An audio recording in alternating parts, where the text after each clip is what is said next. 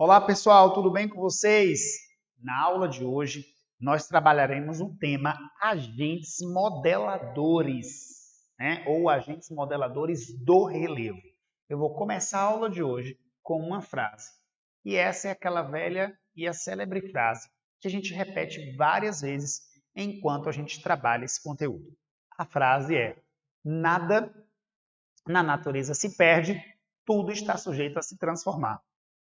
Quem conhece um pouco de química está sujeito a saber que isso é um princípio de um dos estudiosos da ciência da natureza. Nada se perde, tudo se transforma. Pensando nesse raciocínio e nesse princípio de que nós temos uma história, nós temos um tempo, a geologia nos ensina que quando a gente pensa na espécie humana, na idade da espécie humana, nós vamos observar aí que nós temos um tempo, nós temos uma idade que é medida em dias, meses ou anos, enquanto quando a gente fala do planeta Terra, a gente está sujeito a verificar que a gente tem um outro intervalo de tempo que pode ser calculado não mais num tempo histórico, mas num tempo geológico. Lembrando desse princípio, que as coisas têm essa capacidade de se transformar. Nesse sentido, muitos alunos, por vezes, sentem essa necessidade de entender quem são esses agentes modeladores do relevo ou do modelado. E aí eu fiz aqui para vocês um mapa conceitual. Esse mapa conceitual ele vai nos trazer de forma bem objetiva, Esse é um esquema que vale a pena aí vou recuar aqui um pouquinho, se você quiser dar um print aí, Você que está me assistindo, não importa o dia, a situação, Você pode printar e com calma escrever esse esquema para facilitar a tua memorização. Basicamente, esse tema nos traz o seguinte raciocínio, de que o relevo ele é formulado, reformulado por processos que acontecem na natureza, e esses processos podem acontecer dentro ou fora da crosta. Os processos que acontecem dentro da crosta continental são chamados de agentes modeladores internos ou endógenos. Os processos que acontecem fora da crosta são agentes modeladores do relevo externos ou exógenos. Tá? Essa é a lógica aí. Esse tema é um tema grande, tá? Daria para a gente fazer uma aula longa, uma aula com riqueza de detalhes disso aí. Talvez a gente faça outras aulas, vamos fazer outras aulas, como o formato do YouTube é um formato de aulas curtas, Meu primeiro objetivo nessa aula é você olhar para esse esquema e pensar de forma muito sintética que tem como aprender esse assunto sim. E muita gente acha difícil, tem resistência, e a gente vai exatamente desconstruir esse pensamento. Nos exemplos de agentes internos ou endógenos, eu coloquei 3 exemplos aqui e nos externos 2.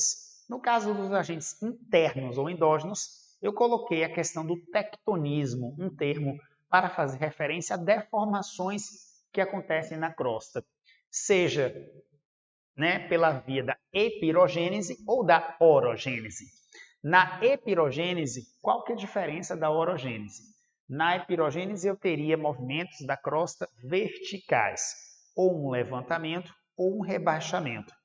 No caso da orogênese, imagine você que as minhas mãos, cada uma delas viesse a ser uma placa tectônica, eu teria movimentos horizontais, um soerguimento, Duas placas fluindo numa lógica de convergência, ela pode proporcionar esse soerguimento ou subducção. E aí eu tenho uma orogênese, Uma orogênese acontecendo em cadeia, uma sequência longa de orogênese vai gerar uma cadeia de montanhas como o Himalaia, os Andes, os Alpes, E por aí vai. A atividade vulcânica, o vulcanismo, é um processo que também contribui para a formulação do relevo, para a reformulação de muitas paisagens, principalmente em áreas de bordas de placas tectônicas. Ah, Vinícius, pode acontecer um vulcão no centro de uma placa tectônica? Também pode acontecer. Não é regra. Não é 100% só acontecer nas bordas das placas, mas a probabilidade é menor, ou pode ser que já aconteceu em outras eras geológicas anteriores. Mais adiante a gente pode fazer, quem sabe aí, um vídeo exclusivamente sobre a questão do vulcanismo, então fica ligado. Outro exemplo de agentes internos, terremotos, abalos sísmicos, né? Os famosos tremores. E a gente utiliza sempre como parâmetro a questão da escala Richter, para entender a magnitude, né, desses tremores. A gente tem essa escala que varia de 0 a 10 para a gente mensurar, para a gente observar essa variação desse tremor. Aqui eu tenho uma outra palavra-chave que é intemperismo. Intemperismo remete a intemperizar.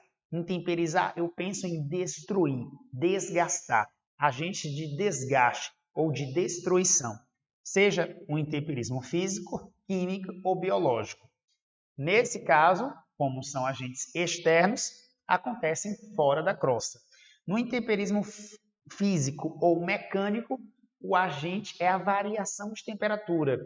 Exemplos onde áreas em que predomina esse processo, áreas de clima seco, semiárido ou árido, né, desértico.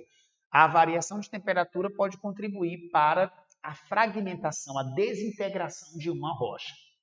O intemperismo químico eu tenho, né, como agente de desgaste aí, geralmente ocorrendo em ambientes úmidos. E eu posso ter em climas mais úmidos a fluidez desse tipo de intemperismo. Intemperismo biológico, ocorrência com a presença de raízes. Posso ter também raízes, né? Na medida que elas crescem, ela pode contribuir até mesmo para o processo de pedogênese. É um outro vídeo que a gente vai fazer mais adiante. Fica ligado também. E a erosão. Erodir é um termo que está ligado, né, ao conceito de esse desgaste, esse transporte. Eu coloquei aqui tipos de erosão, que pode ser uma erosão eólica, né, a partir do vento. O vento fluindo de forma intensa pode contribuir para o desgaste de uma superfície. A erosão pluvial, né, a partir das chuvas, né? Nós temos visto muita ocorrência de chuvas fortes nos últimos tempos. Essas chuvas fortes, elas têm, né, contribuído para a mudança de paisagens, sobretudo em áreas urbanas, onde eu tenho solos impermeabilizados. E a erosão marinha, que é um outro exemplo, né, em áreas de ecossistemas litorâneos. Lembrando que esse assunto, é claro, não é só isso aí, é um formato de aula, né, que está aí disponível para você no YouTube, né, seja meu aluno no ensino presencial, seja, né, alguém que de repente se deparou com esse vídeo. Lembrando que esse conteúdo não é só isso aí, mas a gente tem um formato de aula compacto para você aprender e, sobretudo, facilitar a sua memorização. Se gostou do vídeo de hoje, não deixe de dar o seu like, tá? Mantenha-se inscrito no canal. Se não está inscrito ainda, se inscreva, compartilhe esse vídeo. Um abraço e até o próximo vídeo. Tchau, tchau!